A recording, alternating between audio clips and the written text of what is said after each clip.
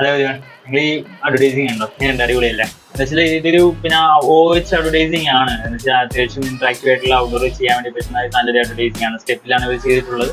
അത് മാത്രമല്ല ഇത് ടെക്നോളജി കൂടെ യൂസ് ചെയ്തിട്ടുണ്ട്. എന്ന് വെച്ചാൽ ആൾക്കാർ നടന്നു പോകുമ്പോൾ അതിൽ ട്യൂൺസ് കേൾക്കുന്നുണ്ട്. അങ്ങനെയുള്ള പിയാനോസിന്റെ അഡ്വർടൈസ്മെന്റ്സ് ഒക്കെ നമ്മൾ ഈ അടുത്ത് കണ്ടിട്ടുണ്ട്. മക്ഡൊണാൾഡ്സിന്റെ ഒരു അഡ്വർടൈസ്മെന്റ് ആണ്. അത്യാവശ്യം നന്നായിട്ട് തന്നെ അവർ ക്രിയേറ്റീവായിട്ട് ചെയ്തിട്ടുണ്ട്. ഇതൊരു ബിസിയസ്റ്റ് ആയിട്ടുള്ളൊരു ഏരിയയിലാണ് ഇത് ചെയ്തിരിക്കുന്നത്. എനിക്ക് തോന്നുന്നു മെട്രോയിലോ അങ്ങനെ ഏതോ ഒരു സ്ഥലത്താണ്, റെയിൽവേ സ്റ്റേഷനോ മെട്രോയിലോ എന്തോ ആണ്. അപ്പം നല്ലൊരു അത്യാവശ്യം നന്നായിട്ട് തന്നെ ആൾക്കാർ ഇന്ററാക്ട് ചെയ്യാൻ വേണ്ടി പറ്റുന്ന ഒരു അഡ്വർടൈസിങ് ആണ്. ഇതിന്റെ ഒരു ബാക്കിന്റെ കോസ്റ്റ് എന്നൊക്കെ പറയുമ്പോൾ അത്യാവശ്യം നല്ലൊരു കോസ്റ്റ് തന്നെ ആകും. എന്നാൽ തന്നെയും ഇവര് ലാർജ് ടൈമിലോട്ട് ഇവര് എടുക്കുവാണെങ്കിൽ അത്യാവശ്യം നല്ല ബെനിഫിഷ്യൽ ആണ് ഇങ്ങനെയുള്ള അഡ്വർടൈസിങ് കാര്യങ്ങളൊക്കെ.